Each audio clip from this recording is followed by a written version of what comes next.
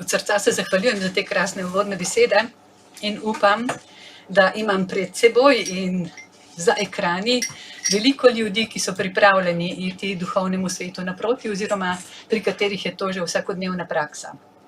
Tako kot, najavljeno bom nekaj povedala o biodinamiki, z njo se ukvarjam, pravzaprav danes sem računala 35 let, v Nemčiji sem jo srečala in jo poskušam od leta 85 v Sloveniji približati ljudem kot bodočnosti sposobno metodo kmetovanja kot bazo življenja na zemlji sploh. Začeli bomo kar s prvim diapozitivom.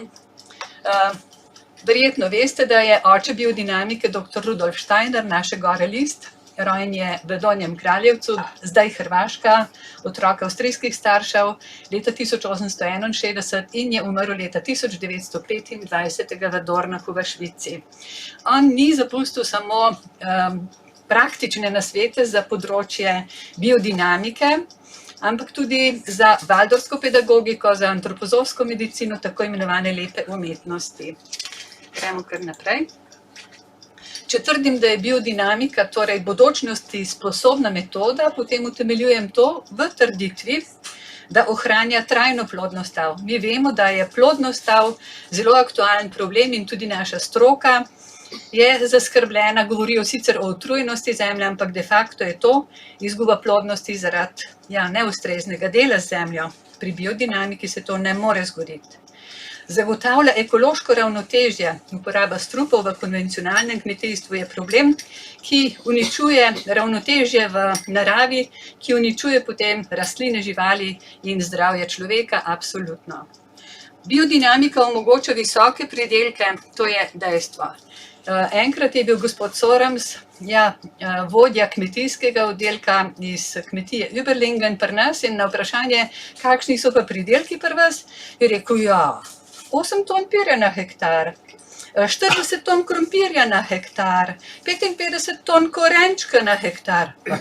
Tlele noben od konvencionalnih ne more sploh biti sogovornik njegov, pri tem pa ohranja trajno plodnost tal, lepo vas prosim. In ti pridelki so potem pridelki najvišje kakovosti, o tem se bomo še pogovarjali. Zagotavlja ohranjanje zdravja zemlje, smo rekli, rastlin, živali in človeka. Pri človeku pa ta hrana, to se pravi, več se bomo pogovarjali o človeku, krepi tudi možnost nadaljnjega razvoja. To moramo poskušati razumeti, kaj to sploh pomeni. Torej pri Steinerju, če hočemo celo zgodbo njegovo majčkeno razumeti, je zelo dobro poznati to njegovo ozadje za biodinamiko, za pedagogiko in tako naprej, ki se imenuje Antropozofija, modrost o človeku in v katerem pač govori o tem, kako je svet Božjega sklenil, naredimo človeka podobo, ki bo nam enaka in kako se dogaja stvarjenje pravzaprav iz darov angelskih hierarhij in kako paralelno nastaja svet, to se pravi planetar, kako nastajajo planeti, kako se z njimi paralelno razvija potem tisto, kar je mineralnega, tisto, kar je rastlinskega, tisto, kar je že živa bitja prežeta z dušo, pomeni živalski svet in kako se razvija človek. On nekako pove, da se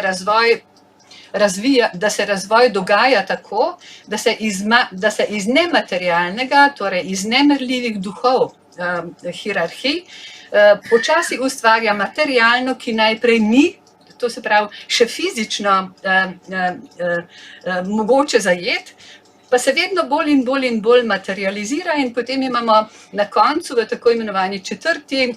epohi stvarjenja, v stopnji, ki jo imenuje stvarjenje zemlje. Tam imamo potem totalno materializacijo v obliki zemlje, v obliki rastlinskega sveta, živali, človeka, kot ga danes imamo. In od takrat naprej je človek v bistvu šele odgovorno bitje, se je takrat šele, oziroma s Golgoto in Kristusom na križu, šele človek dobi na razpolago svoje najvišje, svojo duhovnost in je od takrat naprej sposoben ločevati dobro in zlo in odgovoren za svoj razvoj. Če pogledamo tukaj na skici, je tam, ki je rdeča črta, če vidite, mi smo zdaj na tem mestu približno v našem razvoju.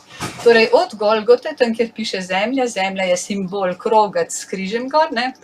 Od tam naprej je človek odgovoren za svoj lasten razvoj. Ja. In moramo si predstavljati, kaj zdaj to pomeni.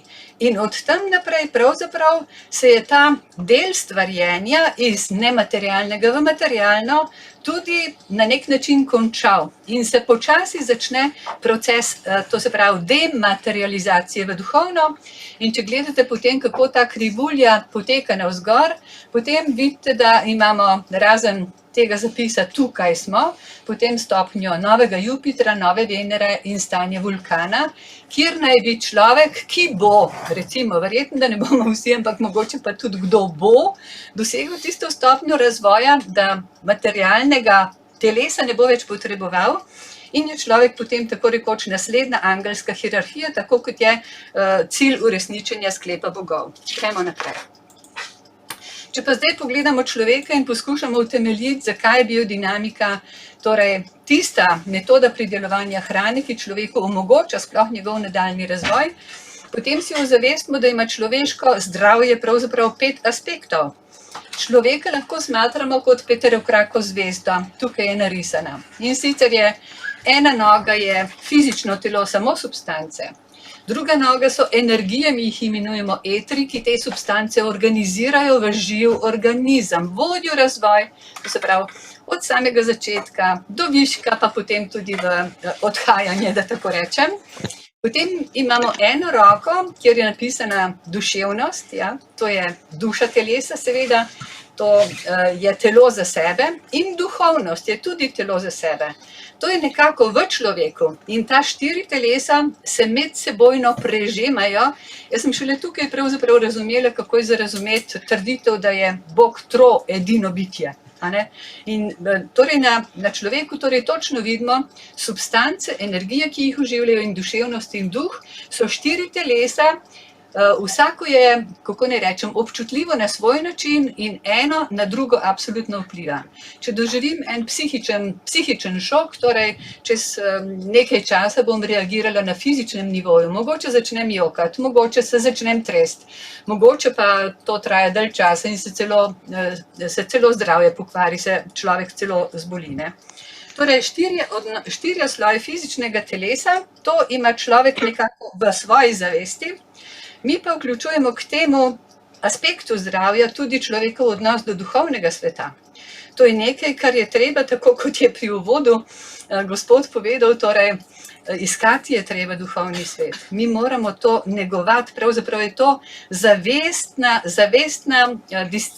gesta discipline človeka, da išče odgovor, od kod sem, kdo jaz pravzaprav sem, a res nosim nekaj božjega v sebi, da išče ta vprašanja in potem ta duhovni svet, ki nas je pravzaprav ustvaril, sme šele nekako priti našim željam naproti, nam tudi pomagati. In ta odnos do duhovnega sveta je tudi eminentno pomemben za naše zdravje. Torej, v predavanju o prehrani, sem ga imela pred kratkim, sem se potem lotila vsakega kraka za sebe, mi danes seveda tega časa nimamo, ampak ta aspekt nosimo v svoji zavesti pri vprašanju, kaj je potrebno za zdravje človeka in kakšna mora biti hrana, da lahko trdimo, da je najodličnejša hrana. Torej, tlele je znak Demeter, mogoče ga poznate. In definitivno je biološko-dinamična hrana najodličnejša hrana, je tista pravzaprav, ki je za človeka danes sploh sprejemljiva. Sploh sprejemljiva. In nekaj citatov k temu. Steiner pravi, le hrana, ki je pridelana tako, da pridejo pri pridelavi do izraza tudi duhovni aspekti, lahko človeka prehranjuje celostno. Ta celostno se nanaša seveda na ta peterokraki aspekt človekovega zdravja ali pa njegovega bivanja, da tako rečemo. Ali pa dr. Ernfried Pfeiffer, to je bil eden njegovih učencev, pravi, če prehranjujemo človeka na pravi način, pomeni s tako hrano, Demeter hrano, oblikuje hrana temelj za harmonični prostor duševnosti, ki se za svoje okolje lahko tako odpre, da se v njem duh človeka in duh sveta lahko povežeta. Predlagam, da tale izrek malo meditirate. To so velike, velike resnice, če jih samo enkrat preberemo, se nas niti ne dotaknejo, mislim pa, da so zelo, zelo pomembne stvari. Torej, pri pridelovanju hrane misliti samo na to, koliko bom pridelal, koliko kilogramov, koliko bom iztržil za to, koliko bom vložil noter, ja, recimo denarja, dela in tako naprej, to absolutno je v očeh biodinamike zmoten pristop. A ne? In kaj so zdaj temeljna načela biodinamike? Torej, začetek pravzaprav pobude za drugačno kmetijstvo je Steinerjeva trditev Zemlja umira. Naloga človeka je, da jo na novo oživlja. Seveda, imel je takrat približno 12.000 članov v antropozofskem društvu in veliko je bilo plemstva, veliko je bilo veleposestnikov, veliko je bilo že industrialcev tistega časa in predvsem veleposestniki so si mislili, za božjo voljo, naš kapital umira, kaj pa zdaj? Kaj pa zdaj? In so ga gnavali, da naj vendar on, ja, tako kot je za pedagogiko povedal, kako je treba, tako kot je že mnogo fantastičnih nasvetov dal za področje medicine, za resnično zdravljenje človeka kot tega pterokrakega bitja, naj vendar za kmetijstvo tudi nekaj pove. In po dolgem odlašanju pravzaprav je imel leta 1924 potem sklop 8 predavanj, ki ga imenujemo kmetijski tečaj. In tam pravzaprav je potem dal nasvete, kako in kaj je treba v bodočnosti delati, da zemljo ohranimo, ker človek potrebuje za svoj razvoj seveda zemljo, ne? Do tistega davnega morda cilja, ko človek ne bo več potreboval fizičnega sveta okrog sebe, pa tudi svojega fizičnega telesa, ne? In za oživljanje zemlje je svetoval, da izdelujemo in uporabljamo preparate, tako imenovane biološko-dinamične, ki jih deli v dve skupini: preparati za škropljenje, gnoj in kremen iz roga in kompostne preparate. In Steiner je že takrat svaril, torej, če je imel leta 1924 ta sklop predavanj kmetijski tečaj in je imel recimo nekaj let pred tem predavanje s tisto trditvijo Zemlja umira, potem si ozavestimo lahko, da ko se je 18. končala prva svetovna vojna in so velike tovarne smodnika ostale brez dela, so kapitalisti, lastniki teh tovarn, začeli potem delati mineralna gnojila in kmetje, ki so stremeli za tem, da bi bili najbolj moderni in tako dalje, so jih začeli že uporabljati. Ampak zelo hitro so opazili, da uporaba mineralnih gnojil povečuje količinsko pridelke, vendar da substance pridelkov niso več tako prežete z življenjem kot prej, da so pridelana semena slabše kaljiva in predvsem recimo na enako velikem travniku se pridela več krme, živali pa od te več krme niso tako site kot prej. Skratka, gremo dalje. To so temeljna načela, zemljo je treba oživljati. In kaj v tem duhu, torej biodinamiki danes delajo, ne? Na eni strani zavračajo uporabo mineralnih gnojil, zavračamo vsa kemično-sintetična sredstva za varstvo rastlin, zavračamo uporabo semen, ki so pridelana z različnimi genskimi ali temi podobnimi metodami. To je tisto, kar odklanjamo. Obvezna pa je uporaba preparatov gnoj in kremen iz roga po Steinerjevem receptu in s tem omogočamo, da se rastlina bolje poveže z zemljo in s kozmosom kot virom energije življenja. In razen tega je predpisano gnojenje samo s komposti, ki morajo biti preparirani s tako imenovanimi kompostnimi preparati. Kompostni preparati se pa po Steinerju delijo v kompostne preparate nadsončnih planetov, ki imajo veliko pravka z vitalnostjo rastline, ki na taki zemlji raste, in z obilnostjo pridelkov, kakovostjo pridelkov in kvantiteto pridelkov. In preparati, ki jih imenuje pot sončnih planetov, pa so tisti, ki prinašajo rastlini odlične reproduktivne sposobnosti. Ne? Če mi pravimo, da že od mineralnih gnojil čisto na začetku je bilo opaziti, da so semena slabše kaljiva, in mi danes vemo, da kmet, ki moderno dela, ne more svojega pridelka sejati, ker slabo kali, ne? Ja. Potem si moramo enkrat ozavestiti, kaj to pomeni. To so reproduktivne energije, ki se s to hrano potem v prehransko verigo prenašajo, in mi ne moramo pričakovati, da bo žival, ki tako krmo je, super plodna. Ne? Pri meni, jaz živim v kmečkem okolju, imam sama kmetijo in vem, kolikrat mora soseda klicati veterinarja, da obreji kravo, ne? Pa se ne prime. Ja, seveda ne. A ne? Ker moj sosed to ni pač poskuša tudi malo na modern način kmetovati. Ne? Ja. In da človek, ki tisto hrano tudi je, ne? Ker kmet pridela tako slabo kaljivo, da ne more več sejati. Ampak tisto, kar je pridelal, se normalno uporablja za človeško prehrano. Zdaj si pa vi to predstavljajte. Ne? Torej, hrana, ki jo mi jemo, ima en ekstremno visok manko reproduktivnih energij, in človek, ki to uživa, ne more, kako naj rečem, pričakovati, da bo imel potomstvo. Mi vemo, da je problem sterilnosti v Sloveniji tako nekje 30–35% mladih in da je to katastrofa, in da se samo lahko sprašujemo, kje je pamet tistih, ki naj bi, kako naj rečem, ja, imeli neke predstave o varnosti ali pa primernosti hrane za človeka. Da gremo pa kar na konkretno Steinerjeve preparate in se bomo najprej pogovarjali o obeh preparatih za škropljenje. Imenujete se gnoj iz roga in kremen iz roga. Zakaj?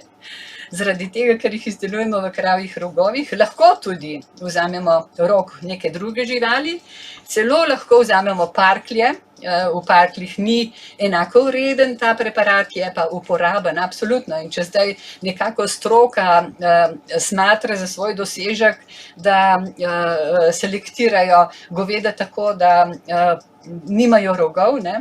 Potem bomo verjetno še veseli, če bomo iz parkljev lahko delali kompostne preparate. Ne? Tako da problem je velik in je zelo celosten in je treba stvari bolj na široko poznati in se prav lotiti, da bomo mi sploh lahko to metodo tudi v bodoče tako prakticirali in uporabljali v namen pridelovanja zdrave hrane, kot to nujno potrebujemo. Tako. Skratka, kateri kravji rog je primeren? Najboljši je tak, ki je od krave, ki je večkrat telila, in če pogledate ta desni rog, to je nekje iz Logarske doline, če pogledate, koliko teh zadebelin je na rogu, potem lahko preštejete, koliko telet je imela krava. Moderno živinoreja torej je absolutno zavožen slučaj. Danes živi krava v povprečju v Evropi 1,9 let. In to se pravi, obrejijo, seveda, a ne, če govorimo o govedu, mogoče obrejijo pa tisto, ki jo namenijo za to, da bo rojevala, to se pravi, teličke, bikce, že preden je pravzaprav spolno zrela, ne, to je katastrofa. Kakorkoli. Hočem povedati, da takih rogov ni več, ne. Tak rog se najde na kakšni gorski kmetiji, kjer krava resnično še živi. V svoje čase so krave živele po 20 let, ne, pa so imele po 15 let. In mi vemo, da je najboljša selekcija za potomstvo 5–6 tele, ne, ker jih pa v moderni živinoreji krava nikoli nima, ne. Skratka, ta rog je idealen, zaradi tega, ker je zaradi brejosti rog se odebelil in predstavlja, tako bi rekla, eno tako zelo solidno posodo, v katero mi potem delamo to, kar bom že povedala. Greva naprej. Skratka, za izdelavo gnoja iz roga mi potrebujemo rog in kravjek.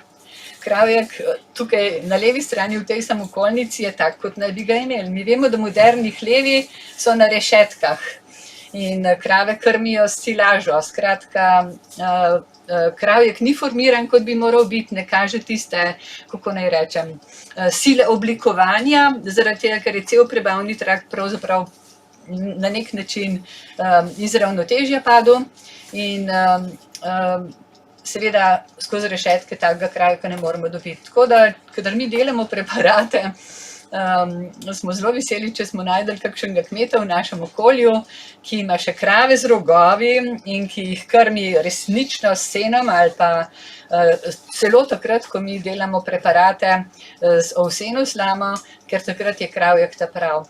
Potem pa mi seveda rogove, kot smo jih odbrali, polnimo. Te rogove polnimo lahko enostavno žličko, s palčko ali pa kar tako, kot tukaj srednja slika kaže.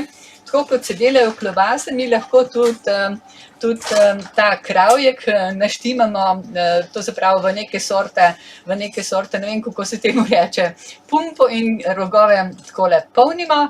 Polne rogove pa potem, tako kot je slika na desni strani, zakopljemo v oživljeno zemljo. To se pravi na robu neke njive, najbolje, recimo 50 cm globoko, nikoli bolj globoko, kolikor je zemlja oživljena. Če pridemo na ilovco in smo šele na 20 cm, kopljimo naprej, ampak potem je treba na dno vršiti nekaj površinske oživljene zemlje. Ja. Gremo naprej. Ja, zdaj pa vprašanje, ne?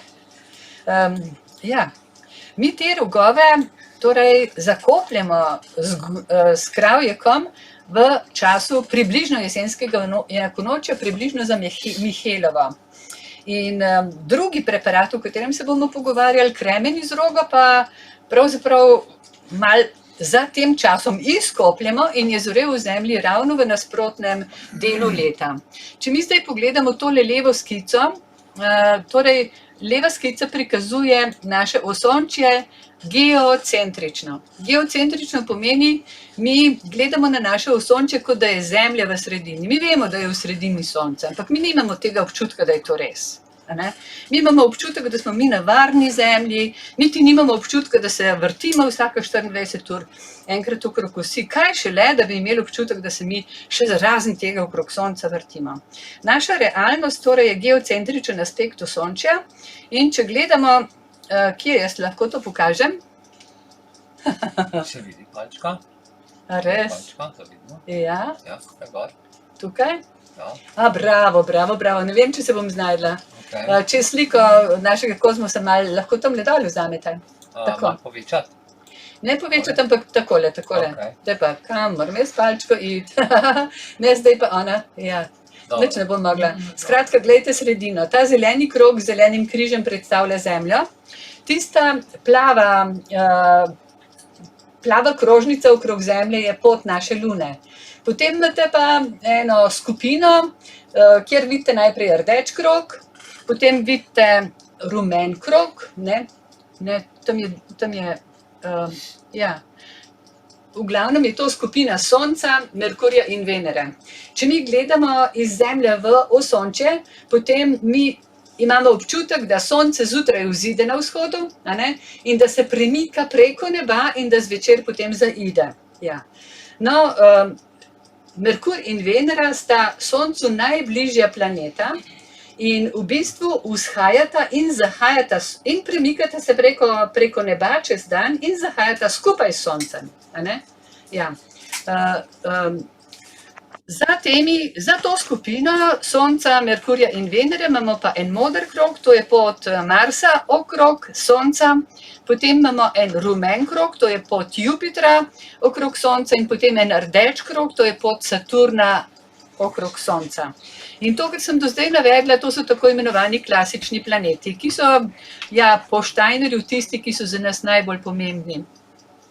Če mi gledamo torej, kako se Sonce premika, je eno ritem dneva, ki je odvisen od vrtenja Zemlje okrog svoje osi, imamo pa potem še ritem leta, ki je odvisen od tega, kako potuje Zemlja v enem letu okrog Sonca. In mi imamo, spet ne znam jaz tam le gor kazati, no, ne znajdem se, mi bi morala vaditi to, prosim lepo, no. Ja, kakorkoli. Če pogledate, Roka lahko. Ja, roka lahko. Okej, glejte, to se pravi, tukaj spodaj je bil Božič, ja. Ko smo videli iz Zemlje Sonce pred ozvezdji Strelca, je bil Božič. In potem gledamo Sonce v toku leta, kako se njegovi loki to se pravi pred zodiakom gibljajo in je mesto vzhajanja sonca od strelca se premakne pred kozoroga, pa pred vodnarja, pa pred ribe. Pred ribami, ko je sonce pred ribami, ko mi vidimo sonce pred ribami, je pomladansko enakonočje. Ko je pred ovnom, bikom, imamo pomlad. Ko je pred dvojčkom gor, imamo poletni sončni obrat. Takrat je dan najdaljši. In potem začnejo sončevi loki padati, pred horizontom. In imamo začetek poletja, ko je sonce pred dvojčki rakom levom, in ko pride pred devico, imamo jesensko enakonočje, potem pred devico, tehtnico in škorpijonom imamo jesen in imamo potem začetek zime spet konec decembra. Kaj hočem zdaj v bistvu povedati? Rada bi opozorila na to, da imamo v tem enem letu polovico leta, kjer so noči daljše, in imamo polovico leta, kjer so dnevi daljši. In takrat, ko so noči daljše, mi ugotavljamo, da je to čas jeseni in čas zime, ko so rastline, ki jih mi vidimo kot enoletne, zelene rastline, ali so to bukve, ali pa je to naša zelenjava, kakorkoli, odvrgle svoje listje in listje je nekako se vrnilo v zemljo in lahko si predstavljamo, da se je z vsem tem zelenilom tista moč, ki je to življenje delala, v zemljo vrnila. Steiner pravi, da je v tem delu leta, to se pravi več življenja, več energij, ki življenje omogočajo, spravljenih v zemlji. In v tisti drugi polovici leta, ko je dan daljši, kot je noč, pomeni v času pomladi in poletja, takrat pa je Zemlja izdihnila svojo dušo, kot Steiner pravi, je v kozmosu, in takrat so močnejše sile svetlobe in toplote. Zdaj pa Rok ima eno posebno lastnost, skrivnostno in čudovito, namreč Rok vsesava energije, jih v konici ureja in jih seva nazaj. In to je zelo pomembna funkcija v organizmu ene krave. Zaradi tega, ker energije iz prebavnega trakta Rok ureja in jih seva nazaj. Mi danes vemo z alternativnimi metodami, da so substance, ali to mleko ali meso krave z rogovi urejene in red je pojem, najvišji pojem zdrave hrane. Medtem ko krava brez rogov tega ne zna, ne zmore, pravzaprav, ker rok manjka enostavno.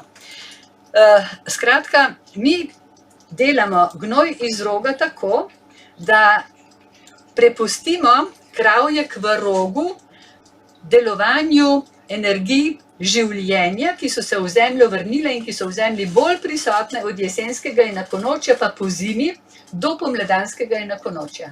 Rog sesa, ureja, seva nazaj in te energije življenja, ki bojo spomladi omogočili, da se vse spet razcveti in razbohti, bojo torej v tem kravjeku nekako shranjene.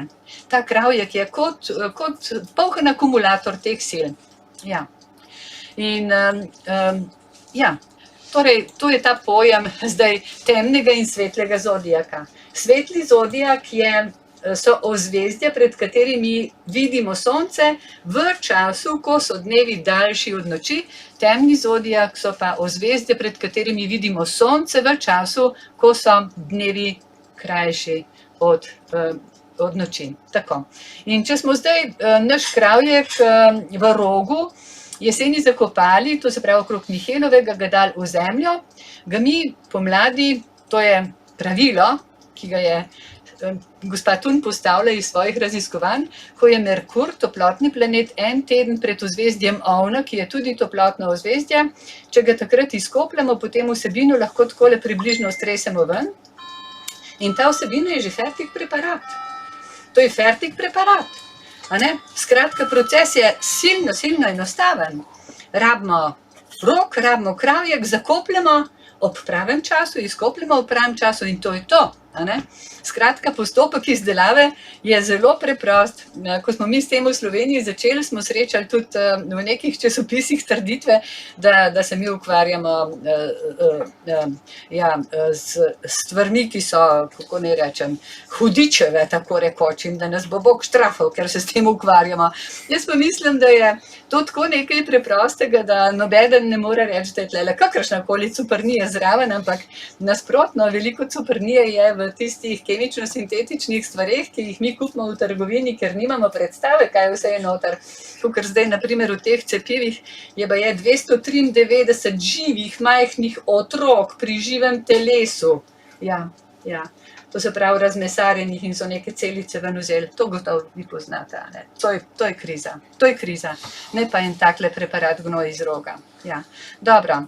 Skratka, ta gnoj iz roga je tako gotov in zdaj kako naprej. Če mi ta gnoj iz roga vrtinčimo v vodi, damo samo 12 dekagramov na 40 litrov, kar naj bi zadoščalo za površine 1 hektara. Skratka, en tak krog je že dovolj za to, da pognojimo 1 hektar površin. Da bo spet eden rekel, to je cupernija. Ja, to je dejstvo. Ne? In je dovolj, da pade 1 kapljica na 1 kvadratni meter, to se pravi lahko z majhno škropilnico, ali pa ko je prvič gospod Bauman pri meni mešal ta preparat na bledu v enem vedru, kako bomo pa zdaj to škropili, prav eno metlico mi daj. Ja, pa smo metlico namočili, pa smo takole škropili. Ja. Tako da tudi to je dovolj in funkcionira super.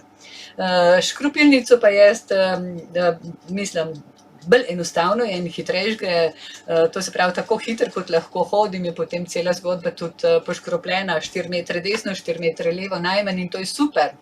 In kaj se zgodi, če se škropi ta preparat? Poglejte si to. To je, kako ne rečem, slika, ki prikazuje razvoj korenin. In tlele imate enkrat do 40 cm globine, enkrat do 80 cm globine in levo, to se pravi, je ta rastlina brez, da je dobila preparat, na desni je pa rastlina, ki je dobila preparat.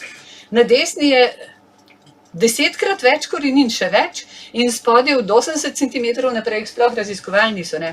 Gospa Tunova je rekla, da ena čebula naredi tudi 2 metra globoke korenine, ali pa tudi ena solata, ne? In da ena rž naredi 8 metrov globoke korenine. Seveda so to korenine, ki jih mi ne moramo videti, ampak to so korenine, tiste kapilare rastlinske, s katerimi voda, to se pravi, rastlina poišče vodo in s katerimi poišče svoja hranila. Skratka, ta preparat dela čudo in cupernija je v tem, da mi ne razumemo, kaj se tlele dogaja.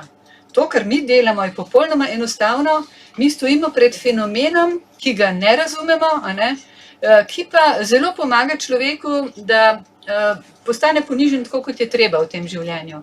Ker mi živimo v, kako naj rečem, obkroženi samimi skrivnostmi in se delamo, kot da smo Bog. Ja, greva naprej. To je pa zdaj naš drug preparat. In za ta preparat potrebujemo spet rok in potrebujemo čist kremen. V času, ko je gospa Tun hodila k nam in imela sva se zelo rada in ona je imela specialno rada Slovence in je nam pomagala na vse mogoče načine, s predavanji pa tudi tale kremen na levi strani, to mi je še ona prinesla. To se pravi, ona je dobila ta kremen, so brusilnice poldragih kamnov v Nemčiji in je v tem dobila čist silicijev dioksid iz kristalov, tako je bil, in to je potem idealna stvar, ne. Seveda je tega potem enkrat pri nas zmanjkalo in je potem vprašanje, kaj narediš, greš v tržič, tam, kjer enkrat na leto se prodajajo kristali, pa kupiš take, pač, ki so nekako za sprejemljivo ceno in ti tudi srce dovoli, da jih potem razbiješ in stolčeš in zdrobiš, tako kot je treba, ne. Ali pa nabiramo kremen v naravi, seveda tisti kremen v naravi pogosto ni dovolj čist in se moramo prizadevati, da tisto, kar je drugih primesi, na nek način ven dobimo. Tudi ko to tolčemo, recimo v kako se že temu reče, v teh flašah, kisikovih flašah, ne, je veliko ostankov železovega oksida, ki se tam nabere, tako da to ni dobro. Tako da jaz priporočam začetnikom mogoče kar da vzamejo kremenovo mivko od keme iz puconcev, se mi zdi, ker je 96% čista in boljš ga skoraj ni mogoče dobiti pri nas. No. In zdaj pa to zanimivo, da če mi tale kremen nasujemo v rogove, seveda, ko rogove zakopljamo, bo ven zdrsel. Ne? Skratka, mi kremen najprej zmešamo z vodo, postavimo potem rogove napolnjene tako, takole navpično v vedro, pustimo en dan, voda se gor nabere in ko vodo odlijemo, je vse noter fino čvrsto. To zapolnimo z ilovco in raven tako zakopljamo, tako kot smo zakopali rogove z gnojem, ampak v času svetlega zodijaka. Pomeni, mi to zakopljamo malo po pomladanskem enakonočju, je pa tako, da je gospa Tunova delala poskuse, kdaj je pa najprimernejši čas, da se ta kremen skoplje in je predlagala, da to naredimo šele, ko sonce pride pred tehtnico in to je 1. novembra vsako leto, ker tehtnica je svetlobno ozvezdje in impulzi, če takrat zemljo premikamo, so super, so boljši, kot če to delamo, ko je luna oziroma sonce pred devico. Ne? In to delamo torej na prvi dan za cvet v novembru. Takrat mi potem to stresemo z rogov, shranimo v kozarcu in čuvamo preprosto na najbolj osončenem oknu. Ja. Do uporabe. Uporaba kremena iz roga, gremo naprej. Ja, na nek način je to podobno kot uporaba gnoja iz roga. Meni je pa vedno, kako ne rečem, vprašanje, pa kaj se zdaj dogaja? Če jaz zdaj tole vodo mešam, tako kot je treba, levo, desno in seveda delam te vrtince in si predstavljam, da sloji se tarijo in prenašajo neko informacijo, ampak kremen zmeraj na dnu leži. Pri gnoju iz roga sem imela občutek, da ta gnoj iz roga se res pomeša z vodo in tudi, ko potem cediš za škropilnico, tudi vidiš, da je treba precediti. Če ne precediš, se mašilnica maši. Pri kremenu pa nič od tega, ne? Ja. Ampak jaz vam povem, učinek je neverjeten. Kremen uporabljamo, to se pravi, za povečevanje povezanosti rastline s kozmičnimi elementi svetlobe in toplote in pravzaprav je kremen nosilec teh svetlobe in toplote. Enkrat škropit prinaša kot 5 dni sonca. In jaz vas opozarjam, spomnite se na biodinamiko v tem in v prihodnjih letih obvezno. Toliko vulkanov, kot je zdaj izbruhnilo. Ozračje zaradi chemtrailov tako zastrto sonce, potem bo pa še umazano zaradi prahu iz vulkanskih izbruhov. Mi absolutno nujno potrebujemo pomoč tega kremena, da bomo vsaj toliko svetlobe dobili do rastlin, da bojo substance lahko delale. Rastlina ne more delati substanc brez svetlobe. Rastlina, če jo postavite v klet, to zdaj pozimi točno vidite, brez svetlobe in toplote ne bo rasla.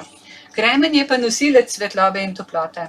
Skratka, škropimo pa samo na zelene liste, ker tam je rastlina zato pravzaprav pripravljena in odprta. In tudi, kot vidite, nobena copernija ni tale preparat, copernija je, to se pravi, kaj se dogaja in to je problem, s katerim je treba malo meditirati, pa se spraševati, dragi Bog, kako ti zdaj to narediš, no? Kako si ti sonce sem noč spravil, pa svetlobo sem noč spravil, mi no povej, res, no? Drugače pa silno preprosta stvar. Tako? Ja, pri rastlinah je zelo pomembno, kdaj začnemo škropiti, pa tudi ura dneva je potem pomembna.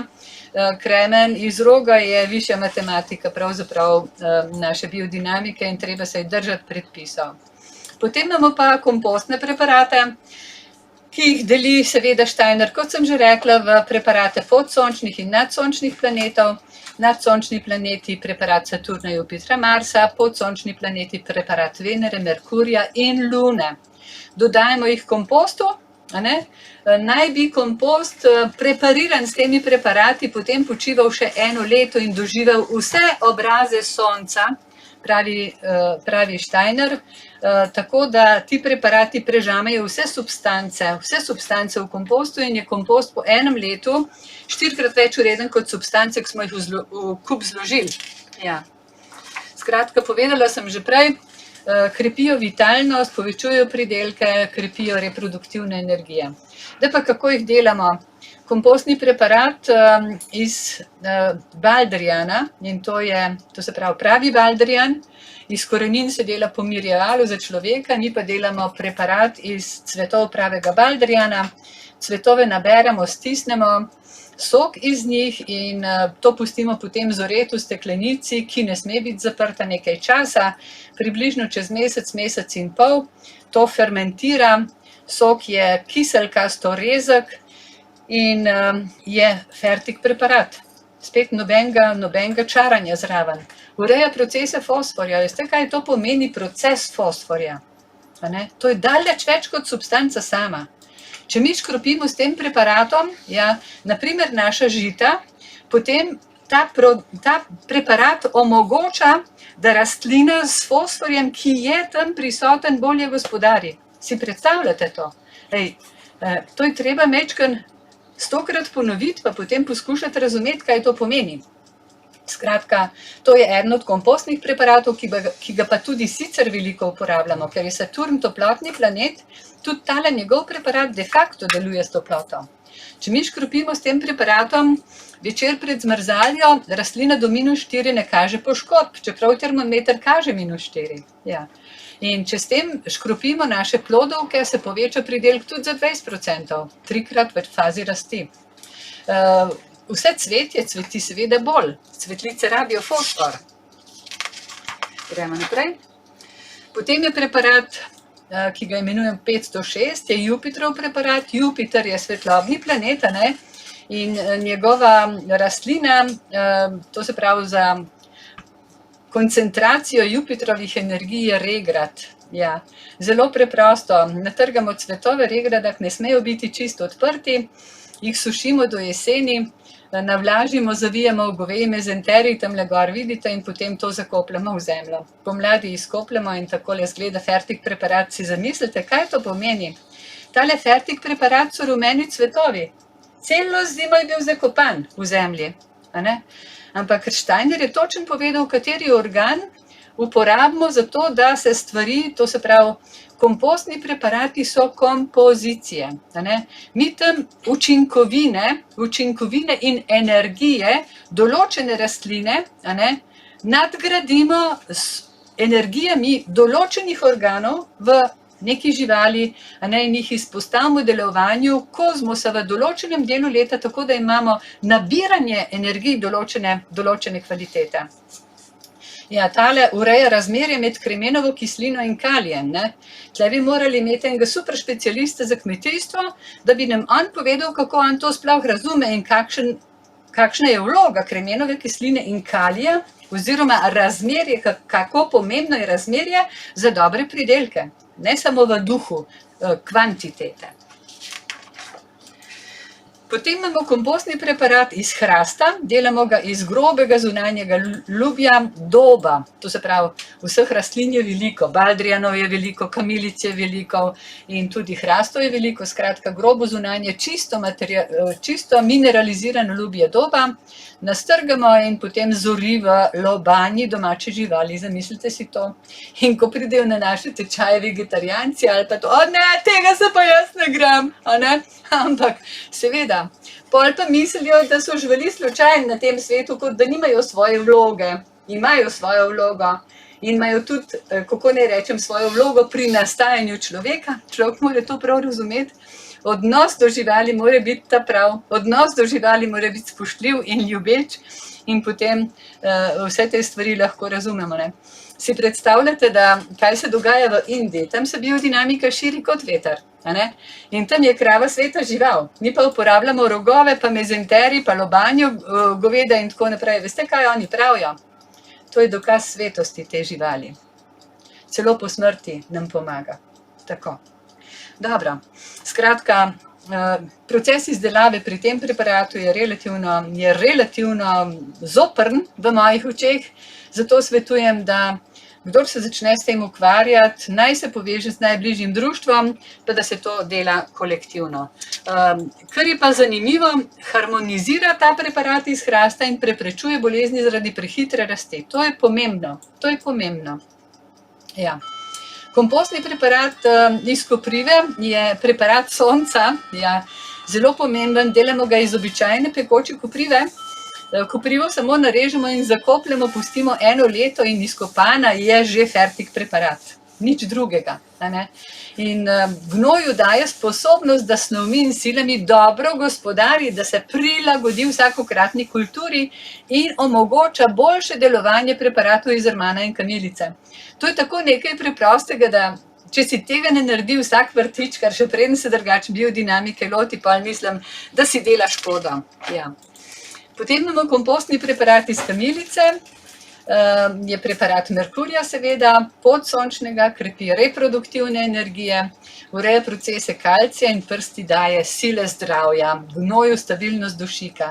Vzamemo cvetove prave kamilice, jih posušimo, jeseni navlažimo in z njimi napolnimo tanko črevo goveda, dol vidite naše člane Ajde Dolenjske, kako filajo te klobase s kamilico. In potem, ko to pomladi, jesen smo zakopali, pomladi izkopljemo, kamilico vzamemo ven in spet osušimo. In če vidite, kako ta kamilica izgleda, potem spet enkrat se vprašate, kako je možno, da tanko črevo tako ohrani to, kar je v njem shranjeno. Tudi v tankem črevesu so delali klobase ali pa jih še, pa ni bilo treba nobenih konzervansov. Skratka, to so ene zelo zanimivi fenomeni, ki so na te organe posamezne naših živali vezani. Kompostni preparat rmana je pa preparat Venere. To pa je proces, ki traja 2 leti, tako rekoč. Rman nabiramo avgusta in ga pustimo pravzaprav do naslednje pomladi, ko z rmanom napolnimo jelenov mehur. Jelenov mehur potem visi pod nadstreškom, na soncu in dežju, jesen ga zakopljemo in potem jeseni te mehurje spet izkopljemo. Tlele na desni strani je en fant iz našega društva, ki jelenov mehur zakopava in potem izkopljemo, osušimo in je to fertik preparat, ki ureja procese kalija in dušika. Tako je to. Še enkrat, da ozavestimo zranje kompostnih preparatov. O tem se še nismo pogovarjali. Po Steinerju je tako, da kopriva mora eno celo leto doživeti vse obraze sonca v 1 letu v zemlji. Če si predstavljate, kaj zdaj Steiner misli, ko pravi obrazi sonca. Ja, dajte pomisliti, kakšno je zdaj sonce zunaj, kadar je jasno jutro, pa kadar sonce vzhaja. Zdaj vzhaja na jugovzhodu. Ne čisto na jugovzhodu, ampak bolj južno kot vzhodno. Dobro, in je bledo. In kakšno bo sonce, ko bo vzhajalo recimo pred levom, že malo pozno poletje, ali pa ko je pred dvojčki, obrazi sonca so drugačni. In Steiner je tudi rekel, da je sonce pred vsakim ozvezdjem malo drugačno bitje. Kopriva mora vse to doživeti, da je fertik preparat. Preparat iz Baldrijana je 1, 2, 3 fertik in ne potrebuje nobenega zakopavanja. Seveda ga delamo takrat, ko Baldrijanove cvetove imamo, pomeni, mi bomo maja verjetno cvetove nabirali in potem je junija preparat že gotov. Vsi ostali preparati pomeni preparat iz regrata, iz hrastovega lubja, preparati iz kamilice in iz rmana so preparati, ki potrebujejo tudi delovanje zemlje in jih potem, ko jih pripravimo, so postopki tudi majčkeno različni, kot sem pri jelenovem mehurju preparatu rmana povedala, ampak jih potem zakopljamo v zemljo. In jih zakopljamo v času, ko je zemlja bolj oživljena, tako, da dobijo še vse te. In ko smo te preparate torej pridelali, kaj pomeni potem prepariranje kompostnega kupa? Pomeni približno na 3 kubične metre, ki jih takole zložimo, to so recimo v idealnem primeru živalski gnoj zdravih živali ali pa so rastlinski odpadki, kar je napačni izraz, jih zložimo takole in naredimo gor 5 lukenj. V sredino gor pride kopriva, na stran pride, tako kot je tamle narisano, regrat kamilica, tukaj pride potem hrastovo lubje pa rman in vse skupaj potem poškropimo z mešanim Baldrijanovim preparatom. In ta kup potem naj zori 1 leto, da je 4-krat več vreden in ima v sebi energije, ki pri človeku, torej, ko jemo to hrano, ne omogočajo samo zdravja, ampak zdrav duševnost, duh, tako kot je Ernst Fischbacher rekel, oblikovanje duševnosti, da se z duhom sveta lahko poveže, da si predstavljamo in zdravo duševnost. Zdaj preparati so polni energije in ko jih mi seveda skopljamo, moramo skrbeti, da se ta energija ne zgubi. In naše skrinje za hrambo preparatov izgledajo približno takole. Imamo prekate in prekati, to se pravi, predeljne stene so napolnjene s šoto, ker šoto je idealni izolator. Če imamo 7 cm šote, potem nobena energija ne bo uhajala in tako ostanejo preparati do uporabe. Da pa še zapuščina gospe Marije Thun. Skratka, Steiner je rekel, uporabljati treba preparate in naučite se delati s kozmosom. Ampak Steiner ni dal točnih napotkov, kaj zdaj to pomeni, delati s kozmosom. Naši predniki so delali s kozmosom, ampak oni so to nekako iz svojega intuitivnega zaznavanja lahko. Mi smo pa izgubili te sposobnosti in gospa Thunova kot Steinerjeva učenka je pa delala enkrat vaje za oblikovanje mišljenja, se vi predstavljate. Skratka, antropozofi zelo delajo na obvladovanju in oblikovanju svojega mišljenja, vaje koncentracije, vse sorte vaj. In ona si je zadala za nalogo, da bo opazovala v svojem vrtu rast svojih rastlin in ugotovila, kakšna je razlika med rastlino včeraj in rastlino danes. Jaz tega ne bi znala. Ona je bila pač res človek izjemnih sposobnosti. In ne samo vizualnega zaznavanja, ampak tudi, jaz sem res imela priložnost veliko z njo biti skupaj in to, ker je ta gospa enostavno čutila in vedela tega, to je nemogoče. Ja. Skratka, ona je na tistih vajah ugotovila, da se tlele pojavlja en čuden fenomen. Iz enakega semena na enako pripravljeni zemlji rastejo rastline različno. In je potem trmasta, kot je bila, iskala odgovor, to se pravi, nasvete tudi pri antropozofskih prijateljih, končno pri astronomih in je prišla torej na to, da na rast rastlin vpliva pravzaprav kvaliteta kozmosa. Tisti trenutek, ko se zemlja odpre in se seme položi v zemljo. In torej, do smrti, ona je umrla 12, rojena je bila pa 24, koliko je bila stara, 91 let? Kdaj je bila potem ona rojena? Skratka, kakorkoli. Ja. Ona je 60 let raziskovala te zgodbe in odkrila je fenomene, iz katerih, kako naj rečem, na katerih mi lahko oblikujemo neke sorte nov odnos do kozmosa. Steiner je rekel, brez upoštevanja kozmosa duhovni napredek človeka ni mogoč. Skratka, mi moramo ponovno ozavestiti in sonce in lune in vse planete in njihovo delovanje.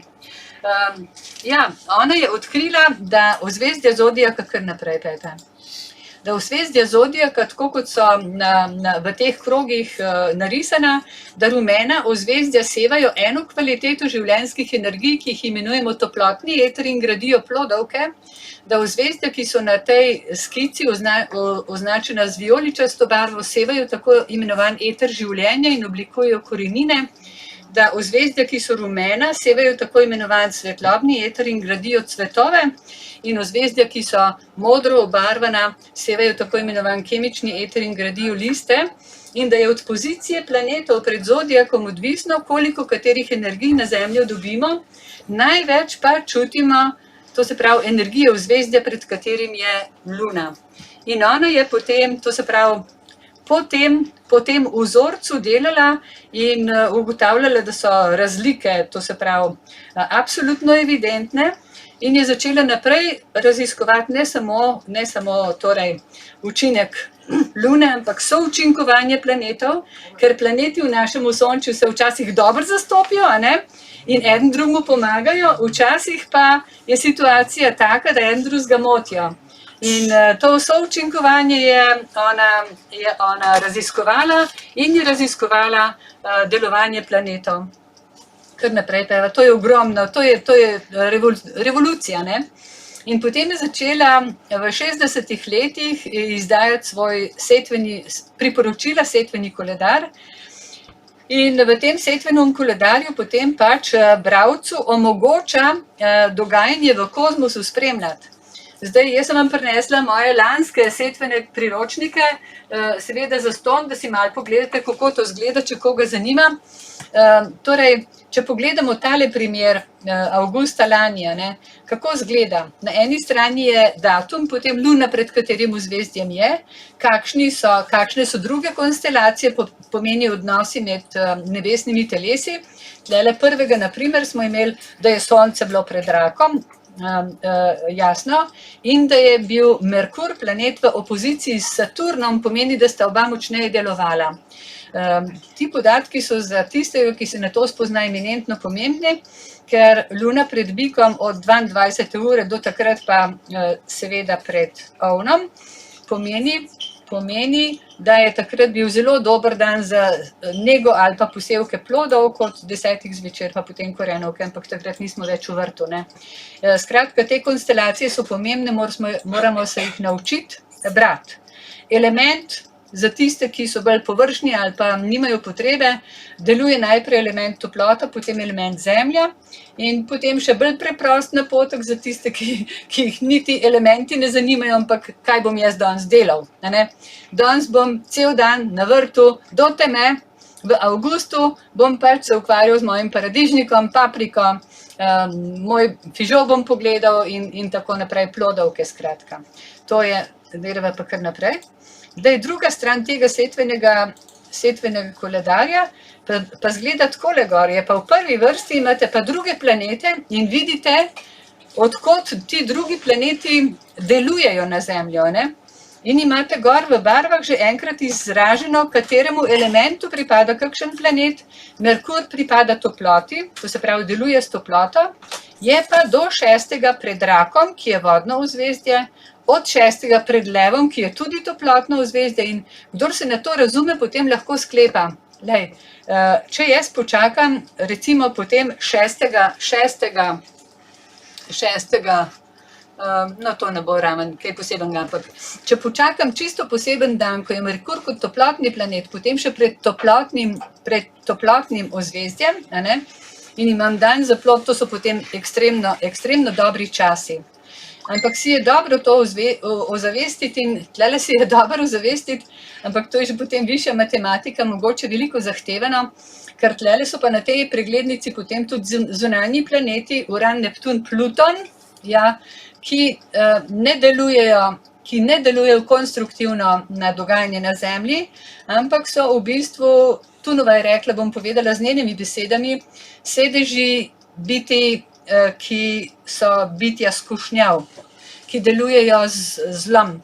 In tlele je tako, da vsi planeti na svoji običajni poti delujejo normalno, na svoji povratni poti pa delajo zelo močno. In lansko leto avgusta si poglejte, vsi zunanji planeti, ki delajo s slabimi energijami na Zemlji, vsi so na povratni poti in delajo močneje. In lahko rečemo, potem imamo pa mi naše planete, ki Zemljo hranijo in sta zunanja dva, Saturn in Jupiter, se postavlja v bran tega, kar je na Zemlji, in sta tudi šla na povratno pot. Skratka, po teh zgodbah mi lahko tudi vidimo, da ta kaos in borba tukaj se najde tudi v kozmosu. Tako, zdaj to, jaz sem pa Bogu hvala, jaz sem kar nekako kljub vsemu tam, kjer sem hotela biti. Skratka, biodinamika je v Sloveniji dobro razširjena, mi imamo 16 društev tule, tukaj so naslovi naših društev, tudi v setvenem priročniku, ki vam je tamle na razpolago, si lahko naslove pogledate. Svetujem, da se pridružite društvom, da se naučite te metode, ker tako kot se tale korona in globalizacija z njo dogaja, se zelo bojim, da se bo še veliko stvari sesulo in da bo eminentno pomembno, da obvladate metodo pridelovanja svoje hrane na način, da niste od nikogar odvisni. In biodinamika to omogoča. Meni se zdi, da imam potem še eno. In za prvi začetek bi rekla, zastonj in fantastične informacije so na moji spletni strani Ajda Vrzdенec založba.si.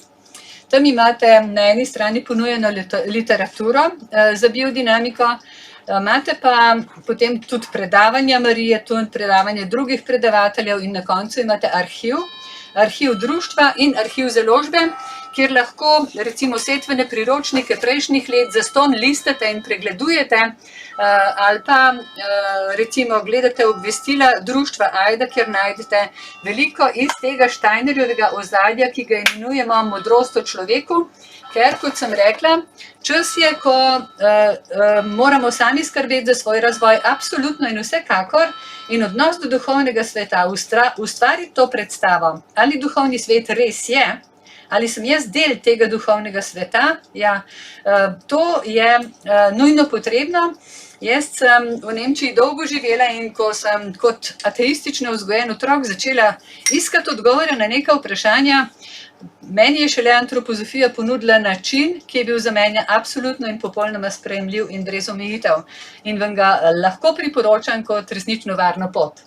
Tako, da smo pa pri 5. uri in Meta mora oditi. Ja, tako da za vprašanje, nažalost, danes ne bom, ampak če so vprašanja, če mi jih pošljete, gospod Belis, bom jaz vsem odgovorila.